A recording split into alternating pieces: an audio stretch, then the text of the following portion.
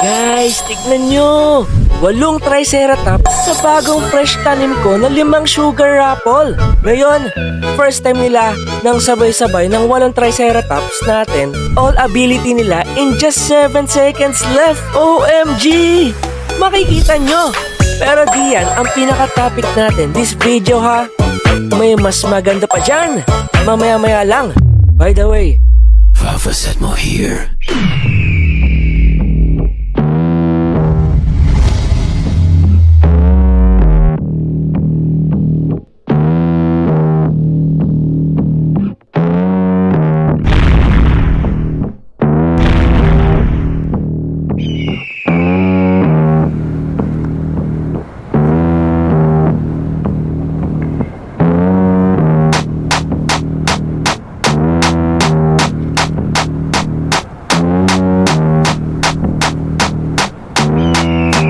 ngayon guys, ang plano natin this video, wala pa akong nakikitang content creator na gumawa nito. Baka tayo pa lang nga ni. Masusurprise kayo sa topic natin in this video. Ayan guys, as you can see, I got 7 of Mimic Octopus right here. Ready to use them all ngayon. Bakit nga ba? May missing piece kasi tayo para perfect na tong plano ko. Bala ko kasi ay 7 Mimic Octopus at yung pinakabagong OP sa lahat kundi ang T-Rex. Super so good beautiful video to guys. Imagine all those 7 mimics copying T-Rex ability. Pero may problema, hindi yan mangyayari kung wala tayong T-Rex. Saan kaya tayo makakahanap?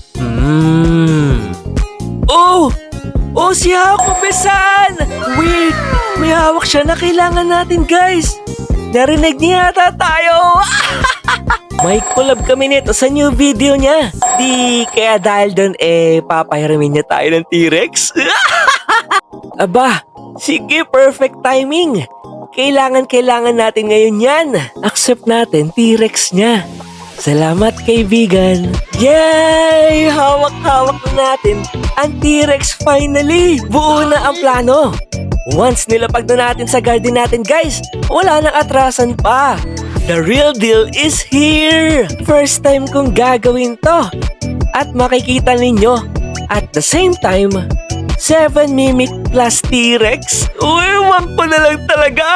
Kasi ang T-Rex guys, is the newest meta-divine pet na diverse are random mutations from your garden then roars, spreading that mutations to 3.67 other random fruits in your garden. Ang OP, di ba? Tapos sasabayan mo pa ng 7 octopus mimic.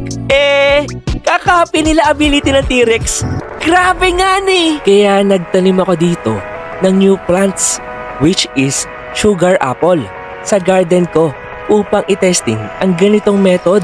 Balikan natin after 15 minutes bago mag-on lahat ng abilities nila. 15 minutes later. Habang naghihintay, open muna tayo ng ancient seed packs.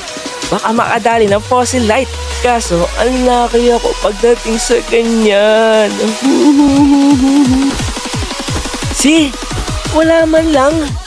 Dapat inipon ko muna ng marami Nasa huli talaga ang pagsisisi nga ni. Eto na guys! Seconds left na lang. Exciting! Eto na talaga. 3, 2, 1, pasok! Nag-on ability niya. Let's see kung kakopy niya ability ng T-Rex. Yun, ang bangis! Mimic Octopus, the word and roared, which is spread mutations, windstruck to 4 times sugar apple. Ayan na nga guys, sunod-sunod na sila! Ito ang alpha omega nila, ang The King T-Rex. Sumigaw na, hala! Roar! Ito guys, yung pulinggit. Hindi yata octopus to, kundi calamares type. Sugod calamares. Ganda guys, ang OP. Hindi ako makapaniwala at nagawa natin to. Pa-puso at pa-follow naman dyan.